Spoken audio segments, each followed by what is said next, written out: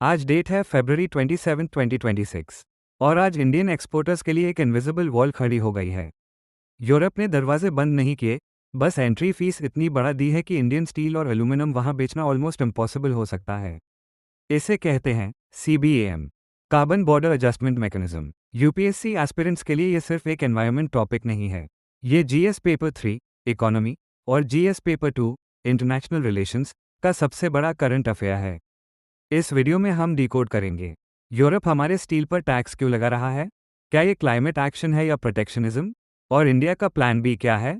सबसे पहले कॉन्सेप्ट समझो। यूरोप कहता है कि उसने अपनी इंडस्ट्रीज पर स्ट्रिक्ट कार्बन रूल्स लगा दिए हैं।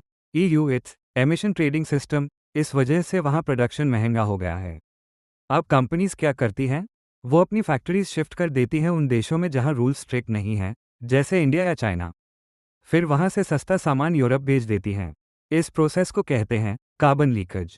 इसे रोकने के लिए यूरोप बॉर्डर पर एक टैक्स लगा रहा है, जिसे इनफॉर्मल तौर पर कार्बन टैरिफ भी कहा जाता है। सिंपल लॉजिक क्या है, अगर आपने प्रोडक्शन में ज़्यादा CO2 एमिट किया है, तो यूरोप की बॉर्डर पर उसका टैक्स भरना पड़ेगा। कॉन्सेप्ट सिंपल है, लेकिन यहीं से इंडिया के लिए प्रॉब्लम शुरू होती है। इंडिया का ऑब्जेक्शन क्या है, हमारा स्टील और aluminium sector largely coal based है। हम ब्लास्ट फर्नेसेस यूज़ करते हैं, जो सस्ते हैं लेकिन ज़्यादा पोल्यूशन करते हैं। Europe electric arc furnaces use करता है, कंपैरेटिवली क्लीनर। इसलिए इंडियन स्टील की कार्बन इंटेंसिटी ज़्यादा है।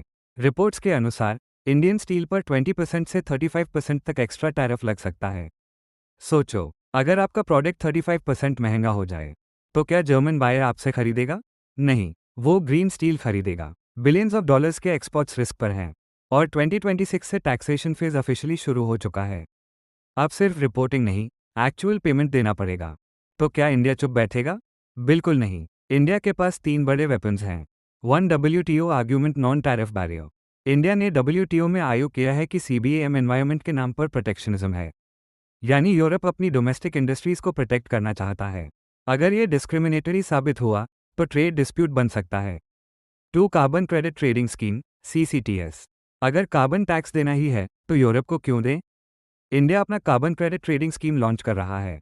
इससे क्या होगा, इंडियन कंपनीज यही कार्बन क्रेडिट्स खरीदेगी, पैसा इंडिया में ही रहेगा और ग्रीन टेक्नोलॉजी में इन्वेस्ट होगा। 3 green hydrogen mission. Long term solution, coal को रिप्लेस करो, ग्रीन हाइड्रोजन यूज करो, स्टील प्रोडक्शन को डिकार्बनाइज करो। अगर इंडिया ग्रीन स्टील प्रोड्यूस करने लगे तो CBAM थ्रेट नहीं, अपॉर्चुनिटी बन सकता है। ये लड़ाई शॉर्ट टर्म नहीं है। 2034 तक जब यूरोप फ्री कार्बन अलाउंसेस खत्म कर देगा, तब प्रेशर और बढ़ेगा। इंडियन इंडस्ट्री को अडेप्ट करना ही पड़ेगा। याद रखो, क्लाइमेट चेंज अब सिर्फ जियोग्राफी का टॉपिक नहीं है, ये जियोपॉलिटिक्स का पावरफुल वेपन बन चुका है। Mains question, discuss the implications of the EU's carbon border adjustment mechanism CBAM on India's manufacturing sector. How can the carbon credit trading scheme CCTS mitigate these challenges? 250 words. Comment में अपने answer points लिखो। Best points को main हाथ दूंगा। Subscribe for more in depth policy analysis.